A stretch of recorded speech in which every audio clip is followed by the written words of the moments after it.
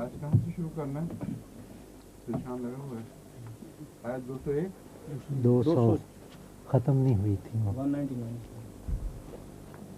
فائزہ قضیتم مناسککم. نشان لگایا ہوا ہے فیضا قضیتم مناسککم. جی یہ ختم نہیں ہوئی. شروع تھی نا. جی یہ شروع کی تھی.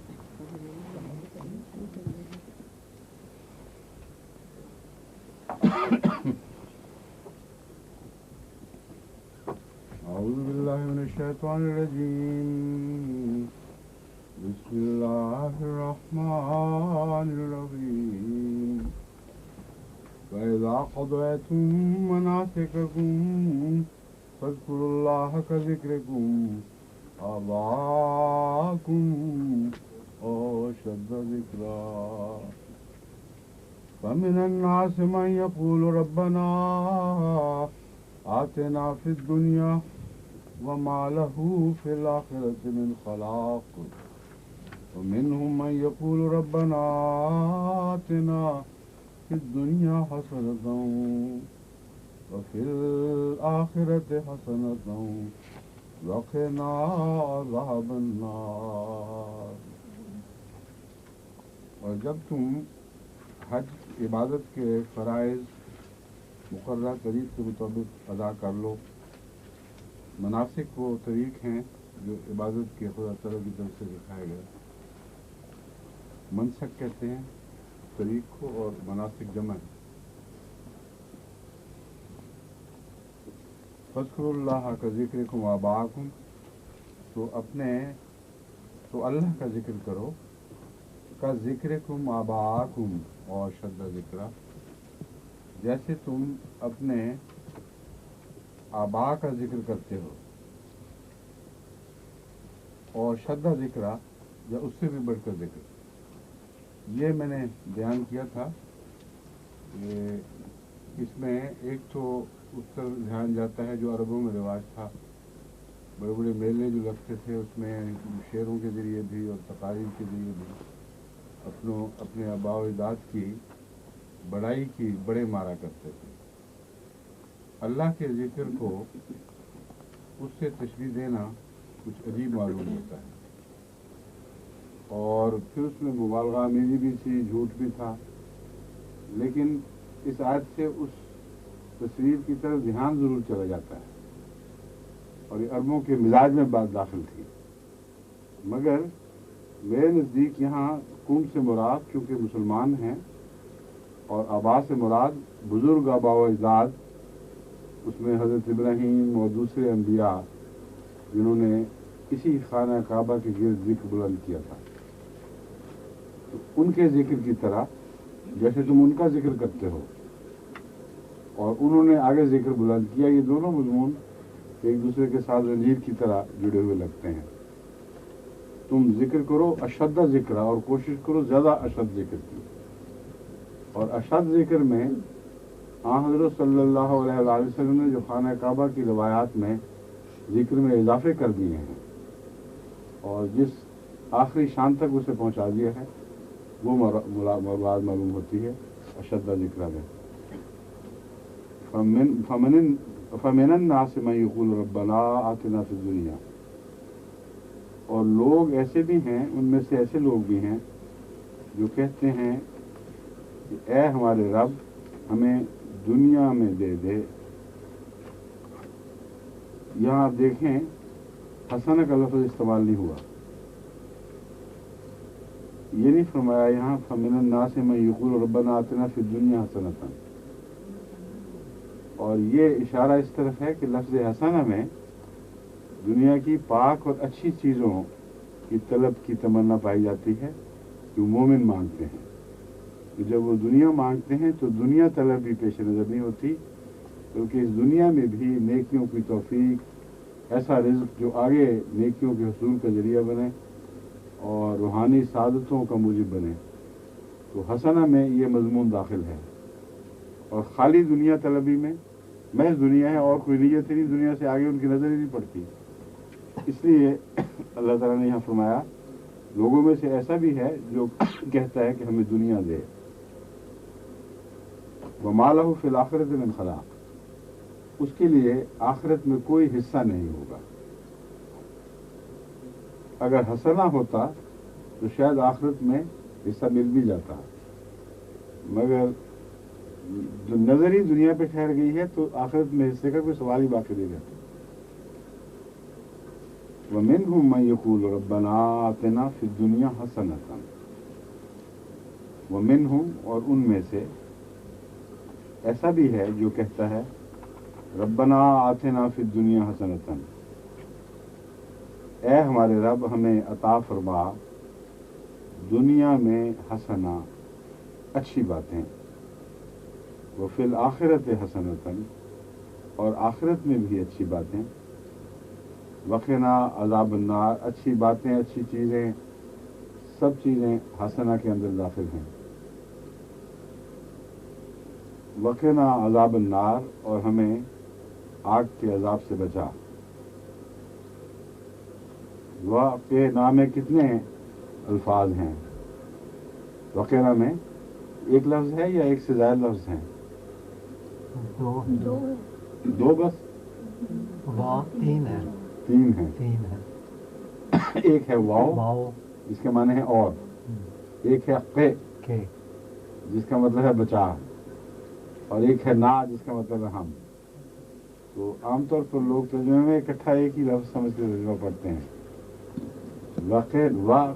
نا تین ہیں یہ. عذاب النار، نار کے عذاب سے. عذاب النار کی یہ کیا ترکیب ہے؟ اس کو گرامر کی زبان میں کیا کہتے ہیں؟ ترجمہ کیا ہے اس کا عذاب النار کا؟ آگ کے عذاب سے. ہاں، لفظ کے داخل ہو گیا نا بیچ میں، تو جب کے داخل ہوتا ہے تو ایک کا تعلق دوسرے سے باندھتا ہے. اردو میں فلاں کا بیٹا، فلاں کی چیز، تو کا کے کی جو اردو میں معنی دیتے ہیں یہ مضاف مضاف الیہ کے معنی ہیں، ایک کی نسبت دوسرے سے ٹھہرتی ہے. تو عذاب کی نسبت نار سے ٹھہری یا نار کی نسبت عذاب سے ٹھہری. اس میں عذاب مضاف ہے اور نار مضاف ہے. عذاب النار مضاف مضاف، ہاں عذاب مضاف ہے اور نار مضاف الیہ ہے. یعنی عربی میں اس کو اس طرف سے نسبت چلا کے دوسری طرف ٹھہرایا جاتا ہے. جو پہلے لفظ آتا ہے وہ مضاف ہوتا ہے اور جس طرف اس کی نسبت چلتی ہے اسے مضاف الیہ کہتے ہیں. عذاب کئی قسم کے ہو سکتے ہیں. کون سا عذاب؟ آگ کا عذاب، ٹھیک ہے، عذاب النار. اور عذاب النار میں عذابہ کیوں ہے؟ عذاب النار اگر پڑھے تو غلط کیوں ہوگا؟ وقنا عذاب النار کیوں نہیں پڑھ سکتے؟ کیوں نہیں چھوٹے ڈاکٹر صاحب آپ بتائیں، ڈاکٹر مجیب الحق صاحب کے سرزادے. وقنا اور ہمیں بچا، کس چیز سے بچا؟ آگ سے نہیں، عذاب سے جو آگ کا ہو، یہ معنی ہے نا اس کا لفظ. تو عذاب کی کیا حیثیت ہے یہاں؟ یہ فاعل ہے یا مفعول ہے؟ جس چیز سے آدمی بچتا ہے، بچنے کا فعل اس پر واقع ہوا تو وہ مفعول ہو گیا. اب میز کو میں نے یوں مارا ہے تو میز مفعول ہو گئی، ہاتھ فاعل ہو گیا جس نے مارا میز کو. تو یہ مفعول جو ہے اس کو منصوبی حالت کہتے ہیں، نصب کی حالت میں ہے. اور بسا اوقات نصب کا نشان زبر کی صورت میں نظر آتا ہے. اس لیے اگر یہاں عذاب النار کہیں گے تو غلط ہوگا. یہ میں سمجھا رہا ہوں کہ قرآن کریم کی تلاوت میں زیر زبر پیش جو ہوتی ہے اس کو محض حرکتیں نہ سمجھیں، یہ بعض مضامین کی طرف اشارہ کر رہے ہوتے ہیں اور بعض الفاظ کے قائم مقام حرکتیں ہوتی ہیں. نصب قائم مقام ہے کس چیز کا؟ کو، کا، کی، کے، اس کا قائم مقام ہے نصب. اور رفع قائم مقام ہے نے کی، اس نے مارا. ہم جب اردو میں کہتے ہیں نے تو نے بتا رہی ہے کہ اس جس کے ساتھ یہ نے لگا ہے وہ فاعل ہے، فاعلی حالت کو ظاہر کرتا ہے. اس کو مارا، مضمون بدل گیا. اب جو مارنے والا تھا اس کو مار پڑی ہے، جو پہلے مارنے والا تھا اب کو نے بتایا کہ اس کو مار پڑ گئی. تو اگر نے اور کو میں آپ فرق نہ کریں پڑھنے میں، اس نے اس کو ملا جلا دیں تو کتنا مضمون بگڑ جائے گا. ایک بچہ ہے کہتا ہے مجھ کو اس نے مارا، ویسے مجھے بھی ایک ہی بات ہے مگر کو لگا کے دکھاتے ہیں. مجھ کو اس نے مارا تو ماں سمجھ جائے گی کہ بچے کو مار پڑی ہے، کسی اور نے مارا ہے. اور وہ کہے مجھ نے اس کو مارا تو کچھ سمجھ نہیں آئے گی، زبان بھی غلط ہو جائے گی اور یہ نہیں پتہ چلتا کہ کس نے کس کو مار دیا. اس لیے نے اور کاف کے اور کا کے کی وغیرہ کی جو علامتیں ہیں ان کا فرق سمجھیں تو آپ کو نصب اور رفع کی حالتوں کا فرق سمجھ آ جائے گا. نصب کی حالت مفعولیت کو ظاہر کرتی ہے، کا کے کی سے ادا ہوتی ہے، اور رفع کی حالت نے والے طرز بیان سے ظاہر ہوتی ہے. اب اگر آپ یہاں پڑھیں مثال کے طور پر وقنا عذاب النار، تو کیا مطلب بنے گا؟ عذاب النار ہمیں بچا، ہم عذاب النار بچائے. یہ ہوئی جس طرح فکر غلط ہو گیا. عذاب النار اگر فاعل ہو تو کہ عذاب النار ہمیں بچائے، یہ معنی بن جائے گا. یہ دوسرے لفظوں میں عذاب النار ہم کو بچائے، اور مانگ رہے ہیں خدا سے اے خدا تو ہمیں بچا. تو یہ فکرہ جو ہے فکرہ پاگل ہو جاتا ہے بالکل، اس کے کوئی معنی نہیں رہتے. اس لیے عربی میں حرکت کو صحیح ادا کرنا بہت ضروری ہے، کیونکہ وہ محض حرکتیں نہیں ہیں بلکہ بعض معانی کے قائم مقام ہیں اور بعض معانی کی تعیین کرنے والی چیزیں ہیں.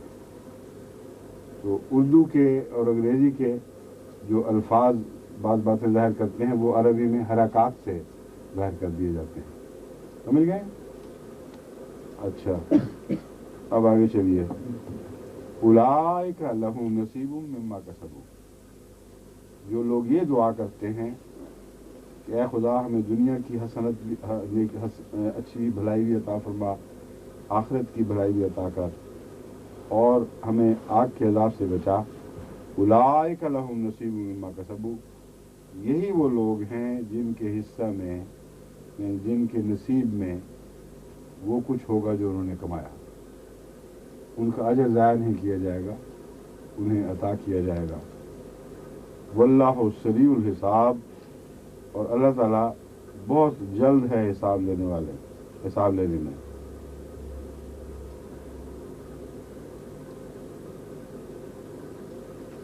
حساب دینے میں اور حساب لینے میں دونوں مضمون اردو میں ملتے ہیں. حساب میں سری ہے، اصل میں سری کا مطلب ہے تیز. صورت کے ساتھ ایک چیز واقع ہوتی ہے. صورت لفظ اردو کا نہیں ہے، وہی عربی میں جب فاعلی حالت کو ظاہر کرنے کے لیے آئے تو سری بن جائے گا، صورت کرنے والا، تیزی سے کام کرنے والا. تو حساب میں صورت کرنے والا ہے اللہ تعالیٰ، یہ مراد ہے. اور یہاں مفعولی معنی بھی ہو سکتے ہیں اور فاعلی معنی بھی ہو سکتے ہیں. حساب لینے میں، حساب دینے میں. حساب لینے سے مراد ہے حساب کرنے میں، اسی سے پوچھ گچھ کرنا اس وجہ سے کہ پتہ لگایا جائے کہ وہ اس کے حساب میں کچھ بنتا ہے یا وہ قرض دار بنتا ہے وغیرہ وغیرہ. یہ حساب کرنا کہلاتا ہے یا حساب لینا. حساب دینے سے مراد ہے کہ جائزہ لینے کے بعد جو کچھ کسی کا بنتا ہے اس کو عطا کر دیا جائے. تو سریع الحساب میں یہ دونوں معنی پائے جاتے ہیں کہ خدا حساب لیتا بھی جلدی ہے اور ادا بھی جلدی کرتا ہے.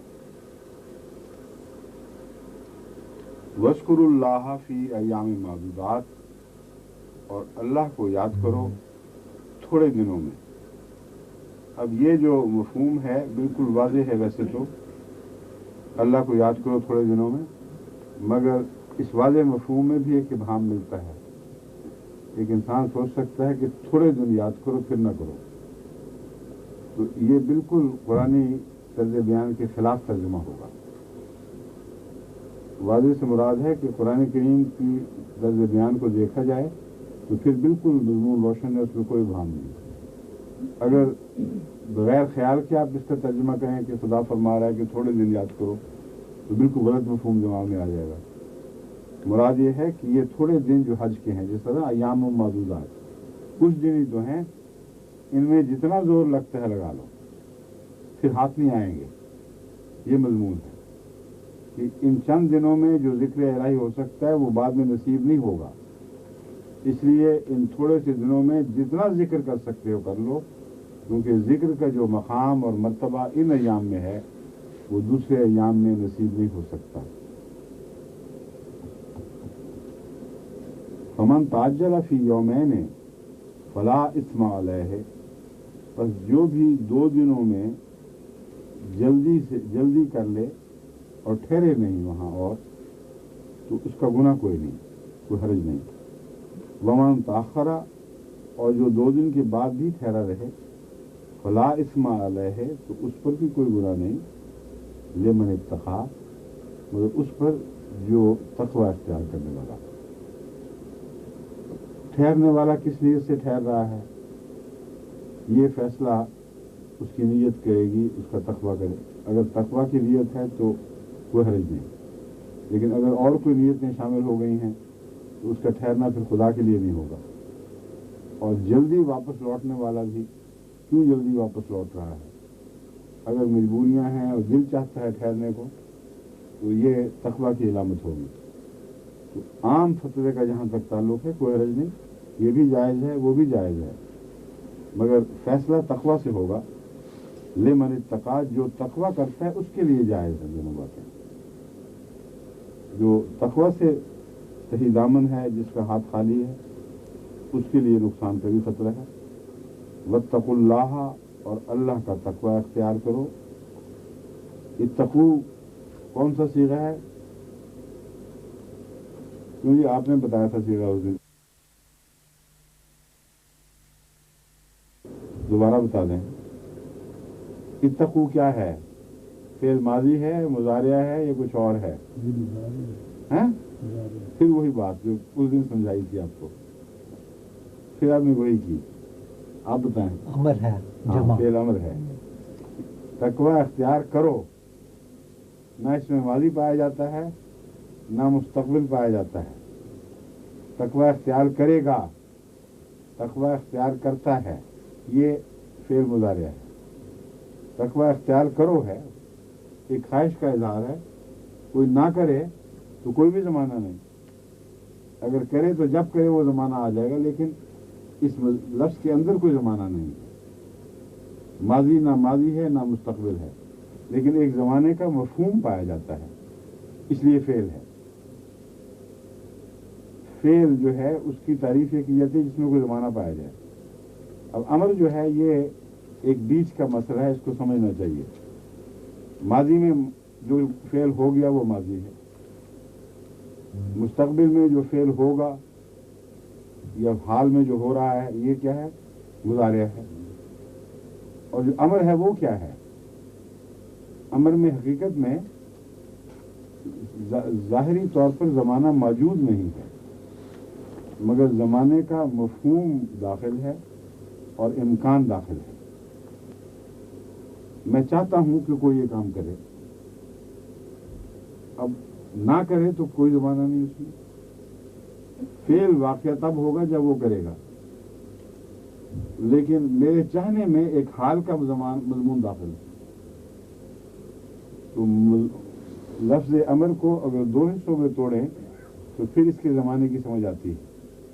ایک معنی یہ ہوتا ہے میں یہ چاہتا ہوں کہ تم یہ کرو.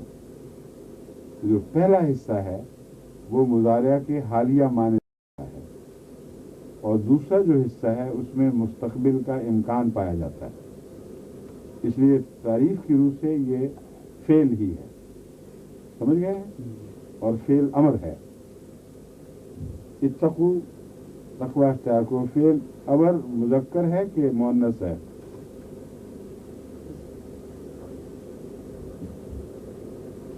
मुज़क्कर है, जमा है। जमा मुज़क्कर। और फिर सलासी मुजर्रद है ये या मज़ीद फी है? ये जो सीगा है इसका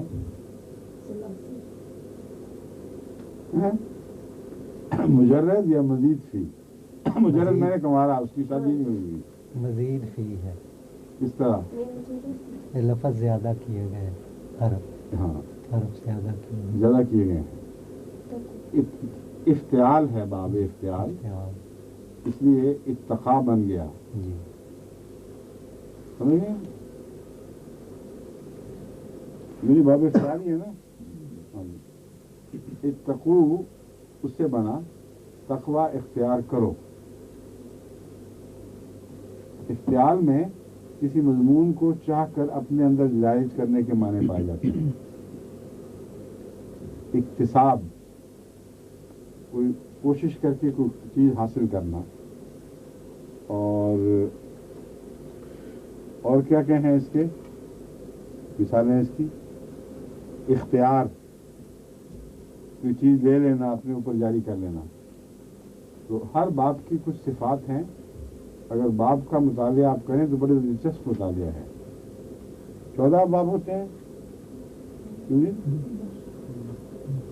मुख्तलिफ जो है ना, 84 मुजर्रद के ज़्यादा बाब हैं, 86 मज़ीद फी के कुछ कम बाब हैं, यानी 83 के ज़्यादा बाब हैं, रुबाई के और खमासी के कम। जो 3 हरफी हैं उनके ज़्यादा बाब हैं, जो 4 हरफी और 5 हरफी हैं उनके कम हैं, लेकिन एक से ज़्यादा बाब ज़रूर हैं। बाब का मुतालिया इसलिए दिलचस्प है कि बाब पढ़ेंगे तो आपको हर लफ्ज़ के वो मुख्तलिफ माने में ढालने का सलीक़ा आ जाएगा। ये फ़न ऐसा है जैसे कोई ईंटें बनाने का फ़न सीखता है और ईंटों की मुख्तलिफ शक्लें बनाने का फ़न भी सीख लेता है और बर्तन बनाने का फ़न भी सीख लेता है। तो मिट्टी तो वही है, उस मिट्टी को एक लोटे का रंग दे दें, एक प्याली का रंग दे दें, एक पिर्च का रंग दे दें, मादा अगर वही रहे तो ये उसके बाप बन गए। और अगर मिट्टी बदल के उसमें कुछ रंग और मिला दें तो वो उसका सीरा उस हद तक बदलेगा। फिर पहले 84 मुजर्रद से आप बाप बना रही थी या बना रहे थे, फिर 84 मज़ीद फी से, तो मिट्टी में थोड़ा थोड़ा फ़र्क करके जब आप बाप बनाते हैं तो 4 हरफी के अलग बाप बन जाएंगे, 3 हरफी के अलग और 5 हरफी के अलग। उसमें हर हरफ, हर लफ्ज़ का जो अपना माना है वो कायम रहता है बुनियादी तौर पर। इसलिए सिर्फ मिट्टी की मिसाल देना ज़रा कमज़ोर मिसाल है। इस मिट्टी के बहुत रंग हैं। कसब का मतलब है कमाना। अब लफ्ज़ काफ सीन बे में जो कमाने का माना है, इस मिट्टी को इसने कमाने का रंग दे दिया। इससे जितने भी बाप बनेंगे उनमें कमाने का मजमून जरूर होगा। और ज़ह का मतलब हंसा, ज़हा का है, ज़ह का दोनों होते हैं, ज़ह का ही है। ज़ह का मतलब है हंसा। तो हंसना, हंसाना और बहुत से ऐसे मजमून जो निकलेंगे उन सब में लफ्ज़ हंसने का माना जरूर होगा। तो इस किस्म की मिट्टी है जिसको हर मिट्टी का रंग अलग अलग बनता चला जाता है और उससे फिर बर्तन बनाने, खेलने खेलना। बच्चों को शौक होता है ना, आजकल मिट्टी मिलती क्या होती है, वो क्या कहते हैं उसको? कुछ सीन होता है, प्लास्टिक सीन। बस ये प्लास्टिसीन का खेल है। ये अगर इस तरह गौर से पढ़ें तो आपको कतन रखने की जरूरत नहीं रहती, दिलचस्पी पैदा होगी और हर लफ्ज़ को अदल बदल कर आप खेल खेल सकते हैं। और अपने बच्चों को भी शामिल कर लें अगर इस खेल में, तो उनका इल्म बढ़ेगा और एक माना खेज खेल घर में शुरू हो सकता है। या प्लास्टिसिन की चीज़ें बनाने के अरबी लफ्ज़ों की चीज़ें बनाएं, ठीक है। फिर जब वो काशी पढ़ेंगे तो फिर फौरन पहचान लिया करेंगे اس کا یہ مطلب ہے. اچھا اولئک مما کسبوا واللہ سے پڑھ چکے ہیں, وذکر اللہ یہ بھی پڑھ چکے ہیں, فمن تعجل یہ بھی ہو گیا ہے, ومن تاخر فلا اثم علیہ یہاں تک پڑھا تھا, لمن اتقى اگر وہ تقوی اختیار کرے اس کے لیے کوئی گناہ نہیں. واتقوا اللہ اللہ کا تقوی اختیار کرو, وَاعْلَمُوا اور جان لو, انکم کہ یقیناً تم الیہ تحشرون اس کی طرف اکٹھے کیے جاؤ گے. ومن الناس اور لوگوں میں سے, من یعجبک یہاں عربی میں ہے کا لفظ نہیں ہے, وہ مفہوم میں داخل ہوتا ہے. جب کہتے ہیں من الناس تو مراد ہے لوگوں میں سے ایسے بھی ہیں. تو ہیں وغیرہ کے لفظ جو ہیں وہ عربی محاورے کے اندر خود بخود ظاہر ہو جاتے ہیں اور داخل ہوتے ہیں, لیکن بعض دوسری زبانوں میں ظاہر کرنے پڑتے ہیں. تو لوگوں میں سے ایسے بھی ہیں, میں یوجبو کا قول ہوں, یا لوگوں میں سے ایسا انسان بھی ہے, میں یوجبو کا قول ہوں کہ جس کی بات قول ہوں اس کی بات یوجبو کا تجھے پسند آتی ہے. فی الحیات دنیا دنیا کے بارے میں اس کی باتیں بہت اچھی ہوتی ہیں. دنیاوی مضمون میں بڑی بڑی شیخیاں مارتا اور بڑے بڑے سجا کے مضمون بیان کرتا ہے. وَيُشْهِدُ اللَّهَ عَلَى مَا فِي قَلْبِهِ اور ساتھ ساتھ قسمیں بھی کھاتا جاتا ہے کہ جو میرے دل میں ہے بس وہی بات, وہ سچی بات کر رہا ہوں, گواہ بناتا جاتا ہے اللہ کو. وہ ہوا الد الخصام, اور حقیقت یہ ہے کہ ایسا شخص سخت جھگڑالو ہوتا ہے, باتیں بہت بناتا ہے لیکن دنیا کی باتیں ہیں صرف, اس سے پہچانا گیا ہے. وہ شخص جو شخص خوب باتیں بناتا ہو اس سے متاثر نہ ہو اگر وہ محض دنیا داری کی باتیں کرنے والا ہے, کیونکہ ایسے شخص میں تقویٰ نہیں ہوتا. اور جب پھر وہ اس کا اختلاف پیدا ہو تو اسی فن کو پھر وہ جھگڑے کی صورت میں استعمال کرتا ہے.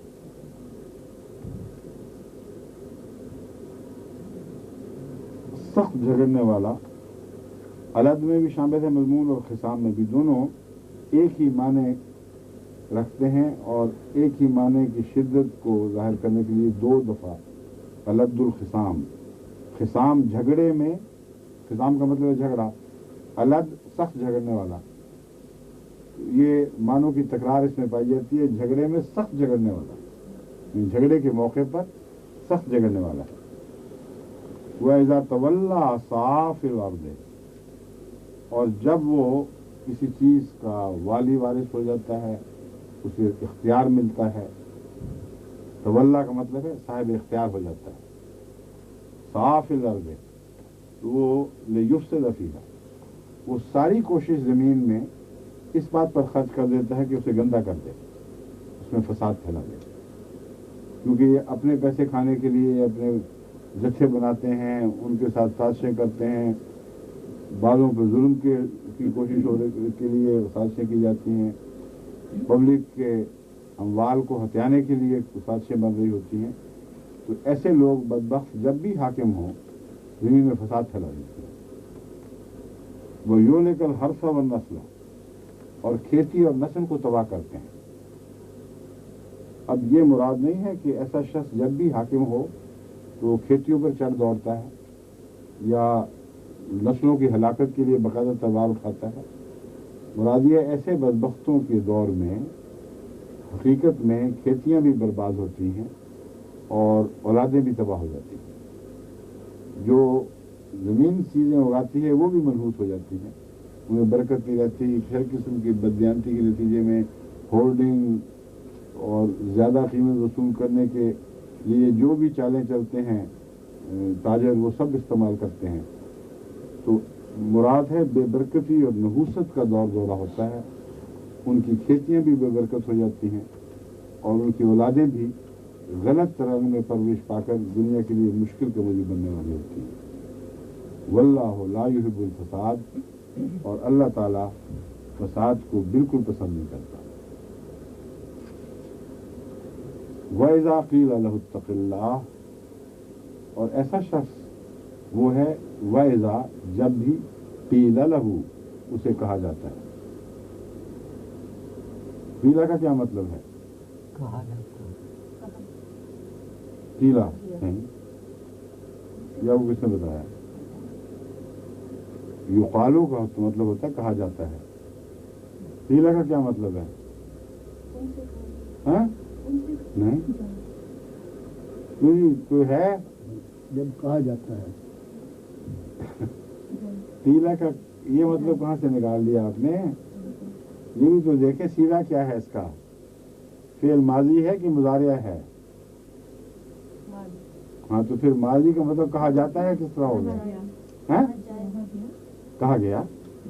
مگر اذا لفظ میں آپ کو پہلے بتا چکا ہوں بار بار، جب اذا آ جائے ماضی پر، ماضی پر، تو اسے مضارع بنا دیتا ہے. جب لم مضارع پہ آ جائے تو اسے ماضی بنا دیتا ہے. تو اذ قیلا کا مطلب ہے جب کہا گیا، اذا قیلا کا مطلب ہے جب کہا جاتا ہے. تو قیلا کا لفظ اگرچہ ماضی ہے، صیغہ ماضی کا ہے، مگر لفظ اذا نے اسے مستقبل کے معنی دے دیے. بس یہ ترجمہ ہوا، یا مضارع کے معنی دے دیے. اذا قیل لہم، جب بھی ان سے کہا جاتا ہے.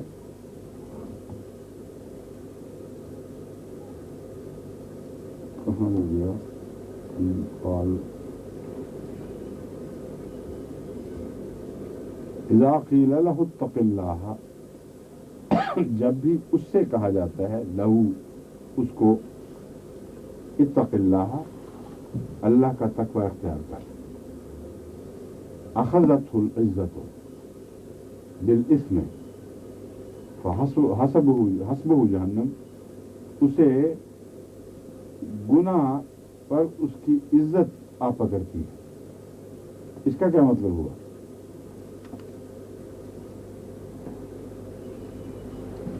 اخذته العزت بالاسم،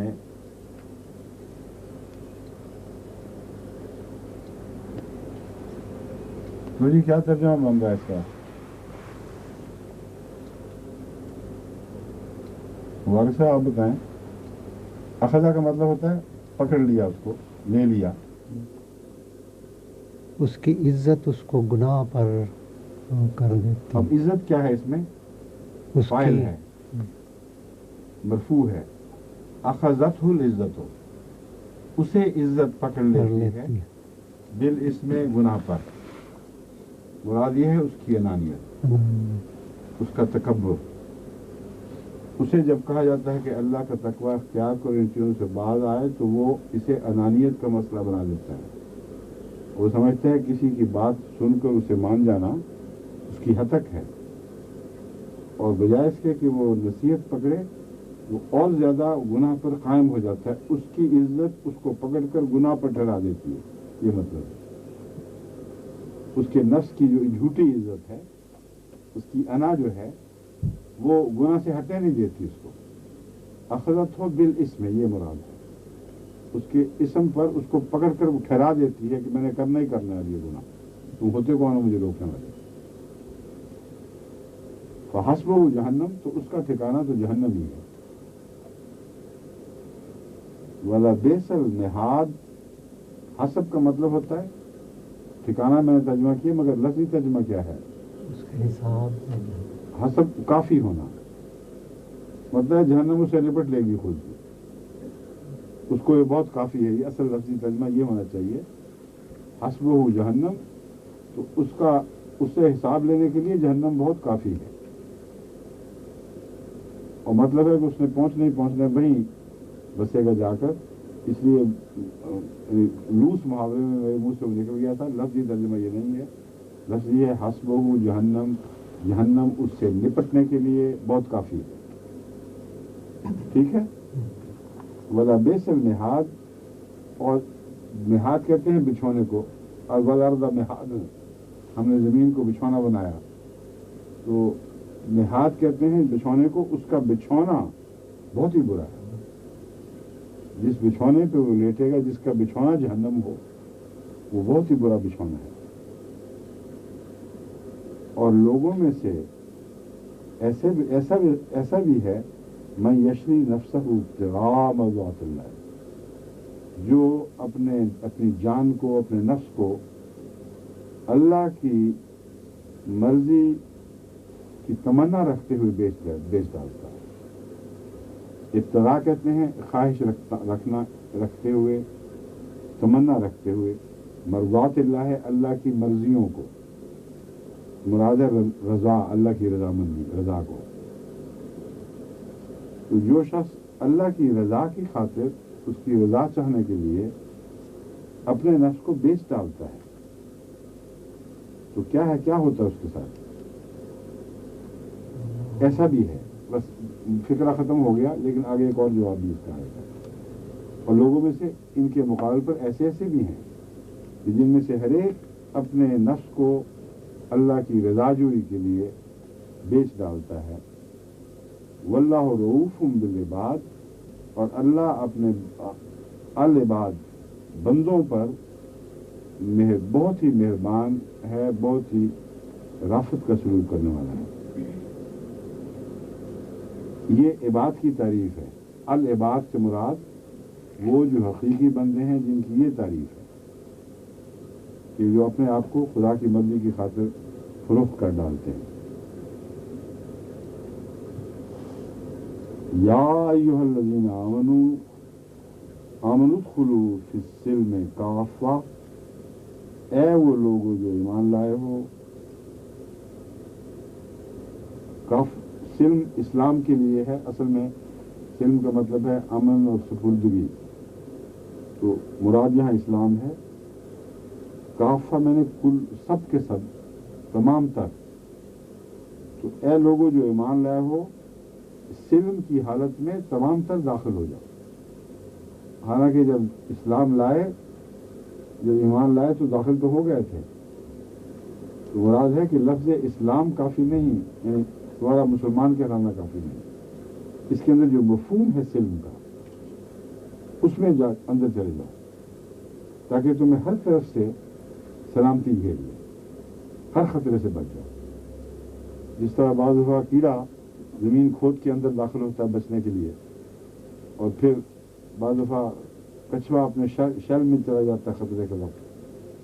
تو یہ منظر ہے کہ تم اسلام لانے کے باوجود اگر کچھ باہر رہتے ہو اس کے مفہوم سے، تو جہاں جہاں باہر ہو وہاں خطرہ ہے، تو پورے سمٹ کے اس کے اندر گھس کر چاروں طرف اپنے اسلام کر لو۔ وَلَا تَتَّبِعُوا خُطُوَاتِ الشَّيْطَانِ، اور شیطان کے قدموں کی پیروی نہ کرو، یا اس کے نقش قدم پر نہ چلو۔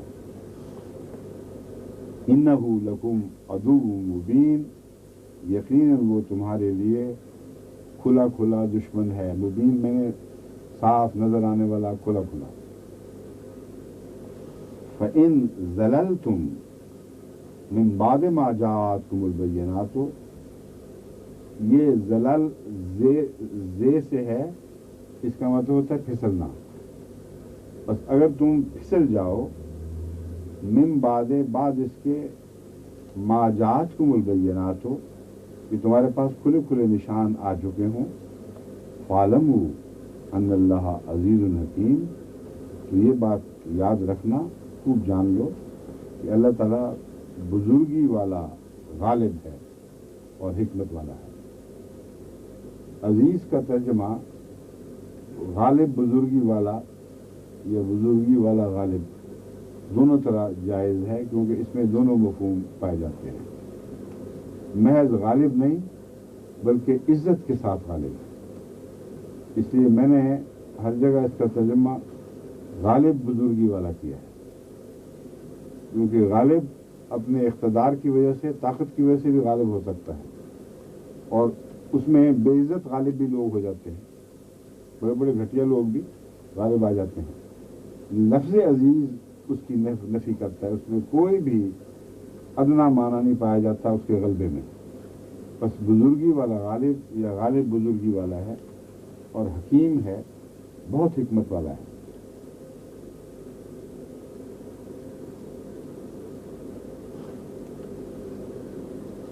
हल यंजुरून इल्ला अन यातियहुमुल्लाहु फी ज़ुललिन मिनल गमाम, क्या वो, या हल यंजुरून इल्ला, अच्छा यूं होगा, नहीं वो इंतज़ार देख रहे या इंतज़ार कर रहे मगर इस बात का कि अन यातियहुमुल्लाहु फी ज़ुललिन मिनल गमाम, कि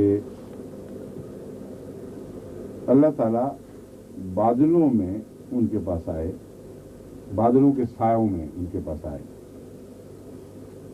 वल मलाइकतो, और फरिश्ते भी इसी तरह, वक़ुज़ियल अम्र, और मामला निपट जाए, बात ख़त्म हो, किस्सा तय हो। वो इसका इंतज़ार इस तरह नहीं कर रहा है मगर गोया के ये मुराद है। हल यंजुरून इल्ला अन यातियहुम, इसको इस तरह अगर कहें, क्या वो इंतज़ार कर रहे हैं मगर इस बात का, तो मफ़हूम तो वही बनेगा बिलाखिर, मगर इसका लफ्ज़ी जो सही तर्जुमा है वो ये है, नहीं इंतज़ार कर रहे मगर इस बात का। क्या कहने से बात और मगर एक और रंग में खुल जाती है, वो ये है कि वो जिस तरह वो हरकतें कर रहे हैं, क्या वो ये इंतज़ार कर रहे हैं कि खुदा आए, तो उस तर्ज बयान में बात खुलकर वाज़ेह हो जाती है। अगरचे ग्रामेटिकली लफ्ज़ी तर्जुमा अगर किया जाए तो ये कहना दुरुस्त है कि वो नहीं इंतज़ार, हल यहाँ नहीं के मानों में है, क्या के मानों में नहीं है, नहीं इंतज़ार कर रहे मगर इस बात का। मगर ये बात वैसे अजीब लगती है, कौन इंतज़ार किया करता है इस बात का कि अल्लाह ताला बादलों में आए, छुप के आए और साथ फरिश्ते और उनको हलाक कर दे और बात ख़त्म हो जाए। जब हम दूसरी तरफ से करें, क्या वो इस तरह ये इंतज़ार कर रहे हैं, तो मुराद ये होती है कि उनके अमाल ऐसे हैं, उनकी तर्ज ज़िंदगी ऐसी हो चुकी है, गोया वो अज़ाब को दावत दे रहे हैं और अज़ाब में उन पर आना ही आना है।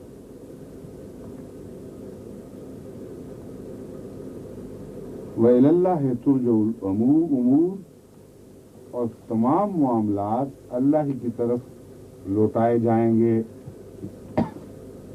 हर फैसला, हर चीज़ अल्लाह ही की तरफ लौट कर जाने वाली है। सल बनी इसराइल कम आतैनहुम मिन आयतिन बय्यिना, तू बनी इसराइल से पूछ कि कितने निशान उनके पास आए हैं खुले खुले। कम आतैनाहुम मिन आयतिन बय्यिना, खुली खुली निशानियों में से कितनी उनके पास आई हैं। ये मुराद नहीं है कि जिनके बताएं कि इतनी इतनी आई हैं, मुराद ये है कि कितने ही निशान उनके पास आए हैं। उनसे पूछ के तो देखो कि देखो कैसे कैसे निशान तुम्हारे पास आए, कितने कितने निशान खुदा की तरफ से आए। वमन युबद्दिल नेमतल्लाहि मिन बादि मा जाअतहु इन्नल्लाह शदीदुल इक़ाब, और जो कोई भी युबद्दिल, बदल दे, ये बदल देगा नहीं, ये एक और किस्म है तर्ज बयान की। युबद्दिलु का मतलब है तब्दील कर देगा। लाम पर जज़म बता रही है कि ये सब्जेक्टिव हो गया है, इसमें कुछ शर्तिया माने पाए जाते हैं या कई तरह से सब्जेक्टिव के माने अदा होते हैं। जो कोई बदल दे तो फिर उसको ये होगा, ये शर्त का मफहूम इसके अंदर दाखिल हो जाता है। तो वमन युबद्दिल, जो कोई बदल दे नेमत अल्लाह की नेमत को, मिन बाद मा जात हो, बाद इसके कि उसके पास आ गई हो, उसने उसे हासिल कर लिया हो, उससे फैज़याब हो चुका हो। फ़इन्नल्लाह शदीदुल इक़ाब, तो ये जवाब है मन युबद्दिल का। तो ऐसी सूरत में याद रखो कि यकीनन अल्लाह ताला अज़ाब में बहुत सख्त है। ज़ुय्यना लिल्लज़ीना कफ़रुल हयातुद दुनिया, ज़ुय्यना मुज़य्यन कर दी गई, खूबसूरत बनाकर दिखाई गई उन लोगों को जिन्होंने कुफ्र किया। लिल्लज़ीना कफ़रू, क्या चीज़? अल हयातुद दुनिया, दुनिया की ज़िंदगी। जिन लोगों ने कुफ्र किया उनको दुनिया की ज़िंदगी बहुत खूबसूरत करके दिखाई गई। वयस्खरून मिनल लज़ीना आमनू, यहाँ तक कि वो ठट्ठा करते हैं उन लोगों से जो ईमान लाए, और वो ठट्ठा करते हैं, असल में ये मुराद नहीं है। मुराद ये है, हाल उनका ये हो चुका है कि दुनिया की को इतना खूबसूरत समझने लग गया कि जिनके पास उनको दुनिया दिखाई नहीं देती उन पर मजाक शुरू हुए हैं और बिल्कुल ही पागल हो गए हैं कि लो जी ये देखो इन लोगों के बस क्या है, कुछ भी नहीं, कोई हैसियत नहीं, हम अमीर साहब हैसियत लोग हैं। हमें भी इस किस्म का एक गाना मिला था, वो जो सऊदी अरब का अखबार है जिसका वो जॉन्कर है उसका, ये एमडी छोटी सी चीज़, इनकी हैसियत क्या है, इन्होंने इस्लामी टेलीविजन बनाया, हम बना के दिखाएंगे, हम दौलतमंद लोग हैं। तो ये जो दुनिया जिनको बहुत खूबसूरत लगे उनको दौलत पर फख्र होता है। हालांकि जब इस्लाम की बात थी तो खुदा के जिक्र चाहिए था, उन साहब को चाहिए था कि कहे कि इनके पास तो खुदा नहीं है, हमें पता हमारे पास खुदा है, इसलिए अल्लाह ताला हमारी मदद फरमाएगा। इसका तो दिमाग गया ही नहीं इस तरह, इसलिए कि है भी नहीं, मजबूरी भी है हम साहबान की। तो ये है कि दुनिया की जीनत से आंखें ऐसी चकाचौंध हो जाती हैं कि जिनके पास दुनिया नहीं है वो अपने म्यार से समझते हैं ये महरूम लोग हैं, बेकार हैं, और फिर उनको मजाक उनके मजाक उड़ाते हैं।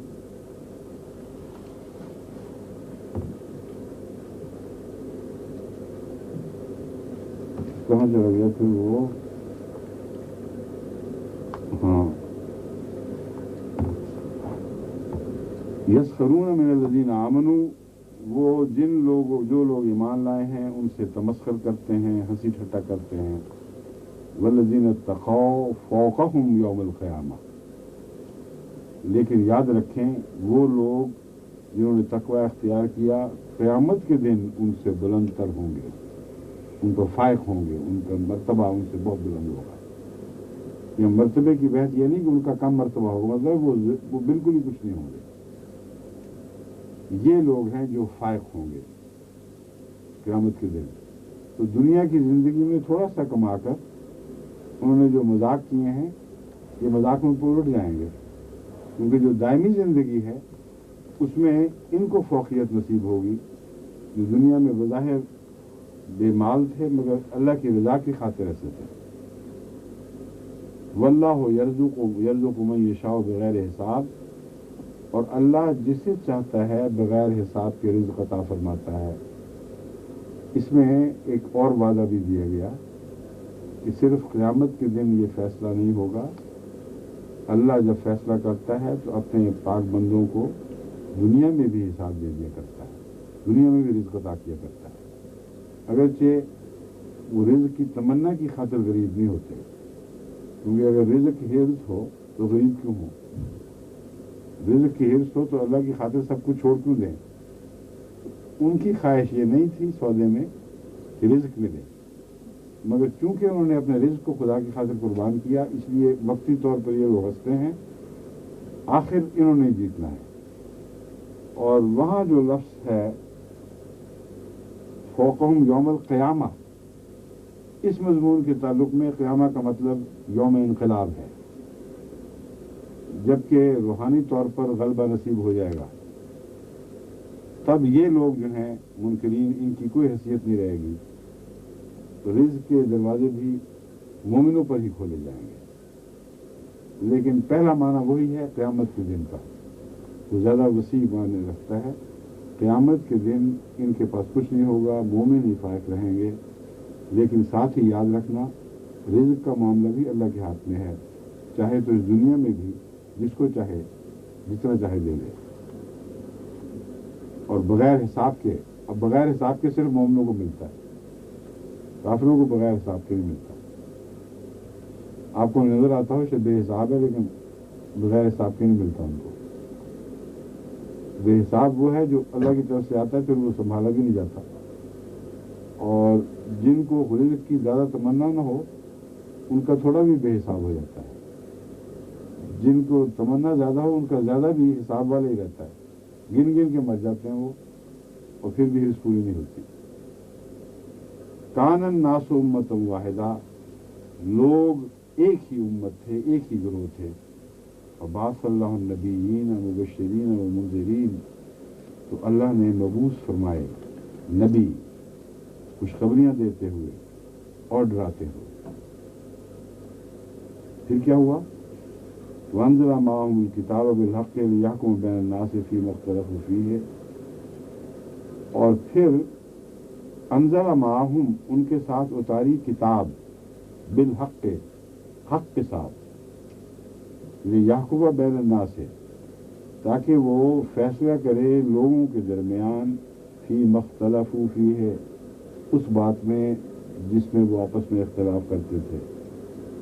وَمَا اخْتَلَفَ فِيهِ إِلَّا الَّذِينَ أُوتُوهُ مِن بَعْدِ مَا جَاءَتْهُمُ الْبَيِّنَاتُ، اور نہیں اختلاف کیا اس میں مگر الذین، ان لوگوں نے، اوتوہ، جنہیں دیے گئے من بعد ما جاءتهم البینات، کھلے کھلے نشان. بتاتا ہوں، لفظ یہ ہوگا الا الذین اوتوہ، سوائے ان لوگوں کے اختلاف نے کیا جن کو دیا گیا من بعد ما جاءتهم البینات، بعد اس کے کہ ان کے پاس بینات آ گئی. بغیم بینہم، آپس میں سرکشی اختیار کرتے ہوئے انہوں نے اختلاف کیا. اب یہ جو آیت ہے یہ ساری سمجھنے کے لائق ہے، ورنہ لفظی ترجمہ ہو بھی گیا تو کسی کے کچھ پلے نہیں پڑے گا اگر پہلے غور سے ٹھہر کر اس ترجمے کا مفہوم نہ سمجھ جائیں. اس لیے میں دوبارہ تاکید سے بتا رہا ہوں کہ یہ تفسیر نہیں ہو رہی، یہ ترجمہ سمجھانے کی کوشش ہے. تفسیر میں تو بہت سے کھلے کھلے بڑے نکات آ جاتے ہیں، لوگوں کے اختلافات، اس میں دلائل وغیرہ، میں اس پہ نہیں چل رہا. ترجمہ ایک دفعہ سمجھ جائیں تاکہ پھر ترجمہ پڑھنے کے باوجود دماغ خالی نہ رہے یہ کیا بات ہو رہی ہے. سب سے اہم بات اس میں یہ ہے کہ کان الناس امۃ واحدہ، لوگ ایک تھے. جب ایک تھے تو اختلاف ان میں کہاں سے تھا؟ پھر اختلاف نبیوں نے آ کے کیا، پہلا یہ سوال ہے. اور جب اس بات کو اٹھایا تو پھر اس لیے آئے کہ ان کے اختلاف کو دور کریں. من بعد ما جاءتهم البینات، بعد اس کے کہ ان کے پاس بینات آ گئی تھی. تو یہ مفہوم ایسے ہیں اگر آپ سرسری نظر سے دیکھیں تو دماغ الجھ جائے گا، لیکن اگر غور سے چلے تو بہت گہرے معنی ہیں اس میں. امت واحدہ سے مراد یہ ہے کہ وہ سارے ایک ہی تھیلی کے چٹے بٹے تھے. مذاہب ان کے مختلف ہوں، نام مختلف ہوں، کردار ایک ہی تھا، اور اس کردار میں ان کی بدبختی تھی جو سب کو ایک بنائے ہوئے تھی. یہ مراد نہیں ہے کہ امت واحدہ اس معنی میں تھی کہ آپس میں اختلاف نہیں تھے. اگر یہ معنی لیں گے تو اگلی آیات کا مضمون سمجھ بھی نہیں آئے گا بلکہ بگڑ جائے گا بالکل. امت واحدہ سے مراد ہے اپنے کردار کے لحاظ سے بالکل وہ گندے لوگ تھے، اور ایسے تھے کہ ان کے مذہب کی تفریق ان میں کوئی امتیاز نہیں کرتی. اس وقت ان کو یہودی کہہ لو، ان کو عیسائی کہہ لو، ان کو سکھ، بدھ، مشرک، جو چاہو کہہ لو. ایک زمانہ ایسا آیا کرتا ہے جب نبیوں کی ضرورت پڑتی ہے کہ قومیں مختلف ہونے کے باوجود عملاً ایک چیز ہوئی ہوتی ہے. ان کی دنیا کے رجحانات، ان کے سارے فیصلے، ان کے معاملات، سب کا مزاج اور رجحان ایک ہی ہوتا ہے. تو ایسے وقت میں پھر اللہ نبی مبعوث فرماتا ہے، اور جو اختلاف ان کے ہیں اصل میں موجود ہوتے ہیں لیکن کردار کے لحاظ سے ایک بنے ہوتے ہیں. وہ پھر نبی ان کے اختلافات جو بددیانتی پر مبنی ہیں اور ناسمجھی پر مبنی ہیں، ان کے فیصلے کر کے پھر ان کو ایک بناتا ہے، مانن اور حقیقتاً ایک بناتا ہے. یہ ہے مضمون جس کی پچھلی تفصیل بیان ہوئی ہے. مختلف زاویوں سے رستے بدل بدل کر یہ سمجھایا جا رہا ہے کہ اصل صورتحال کیا تھی. اسی مضمون کے متعلق آتا ہے کہ تعصبہم جمیعا وقلوبہم شتیٰ، تم ان کو اکٹھا دیکھ رہے ہو جمیعا، وقلوبہم شتیٰ، حالانکہ ان کے دل پھٹے ہوئے ہیں. تو جو جمع وہاں ہے اسی جمع کا ذکر ہے امت واحدہ میں، کہ دیکھنے والے کو تو ایک نظر آتے ہیں کردار سب کا ایک ہے, سب پیچھے پڑے, حق سے سارے دور ہٹے ہوئے, جھوٹ میں تیز, ظلم و ستم میں تیز, انسانی حقوق کو غصب کرنے میں سب کا ایک حال, شریعتیں الگ الگ, کردار ایک ہی, اور وہ گندا کردار. اس حالت میں اللہ تعالیٰ فرماتا ہے کیا علاج ہے؟ فبعث اللہ النبیین, پھر اللہ ان میں نبی مبعوث فرماتا ہے, جمع ہے نبیین, مبشرین و منذرین, وہ ان کو خوشخبریاں بھی دیتا ہے کہ دیکھو اگر تم یہ باتیں مان جاؤ گے تو تمہارے لیے اچھا ہے, تمہاری دنیا بدل جائے گی اور یہ فساد, گند, ظلم و ستم, اس سے تمہاری زندگی پاک ہو جائے گی. وہ منذرین, اور پھر ڈراتا بھی ہے کہ کافی ہو گئی, اب اگر اس پیغام کے بعد تم باز نہ آئے تو پھر پکڑ کے زمانے آنے والے ہیں, بہت سختی ہوگی. وہ انزل معہم الکتاب بالحق, اور پھر اللہ ان کے ساتھ حق کے ساتھ کتاب بھی اتارتا ہے, لیحکم بین الناس, تاکہ وہ اس کتاب کی روشنی میں فیصلے کریں لوگوں کے درمیان, فی مختلف فیہ, جس بارے میں وہ اختلاف کیا کرتے ہیں. اب سمجھ آ گئی کہ اختلاف موجود تھے, پہلے وہ اختلاف اپنے نفس سے کیا کرتے تھے, اب نبی آ کر کتاب اللہ کی روشنی میں, اللہ کی ہدایت اور خدا کی عطا کردہ روشنی میں ان کے اختلاف کے فیصلے کرتا ہے. پھر جب وہ امت بنے تو یہ اصل میں امت واحدہ ہے, ملت واحدہ حقیقی معنی میں اس کو کہتے ہیں. فہد اللہ الذین آمنوا, لیکن پھر فرمایا تب اللہ تعالیٰ نے ان کو ہدایت بخشی, یا ان کو ہدایت بخش دیتا ہے جو ایمان لائے. اچھا وہ ٹھیک ہے, ہم ساری برا گیا تھا. وَمَخْتَلَفَ فِيهِ إِلَّا الَّذِينَ أُوتُوهُ, اور وہ لوگ جن کو یہ مسلک یعنی کتاب دی گئی تھی انہوں نے اختلاف نہیں کیا, مطلب ہے ان کو بھی پہلے کتاب دی جا چکی تھی, مختلف کتابوں سے وابستہ لوگ ہیں یہ, انہوں نے اختلاف نہیں کیا مگر اس کو ایک دفعہ سمجھ لینے کے بعد, جبکہ روشنی ان کے پاس آ چکی تھی, بینات آ چکی تھی. اختلاف کیوں کیا؟ کتاب کی روشنی میں نہیں, بغیم بینہم, ایک دوسرے سے دشمنیاں, حسد, جلن اور نفسانی جوشوں کے نتیجے میں, بغیم بینہم میں یہ سارے مضامین انہوں نے اختلاف کیا. اب فرق بالکل کھل گیا کہ نبی آتا ہے کتاب سے اختلاف دور کرنے کے لیے. وہ کتاب ہونے کے باوجود کتاب کی وجہ سے اختلاف نہیں کرتے, بظاہر منسوب کتاب کی طرف کرتے ہیں, مگر اصل فساد ان کے دل میں ہوتا ہے, دل پھٹے ہوئے ہوتے ہیں, اندر کے گندے خیالات ہیں, جس کے پیش نظر وہ ان کی سارے اختلافات مبنی بتقویٰ نہیں بلکہ بددیانتی پر مبنی ہے. اب کھل گئی نا تو صحیح, بالکل واضح ہو گئی بات. اب فرماتا ہے پھر وہ مختلف فیہ الا الذین اوتوا من بعد ما جاءتهم البینات, مگر اچھا یہ تو پہلے ہو چکا. فہد اللہ الذین آمنوا لما اختلفوا فیہ من الحق بإذنہ.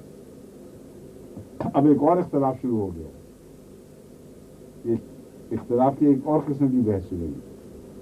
اللہ پھر ان کو ہدایت دیتا ہے جو ان سب سے اختلاف کرتے ہیں خدا کی ہدایت کی روشنی میں.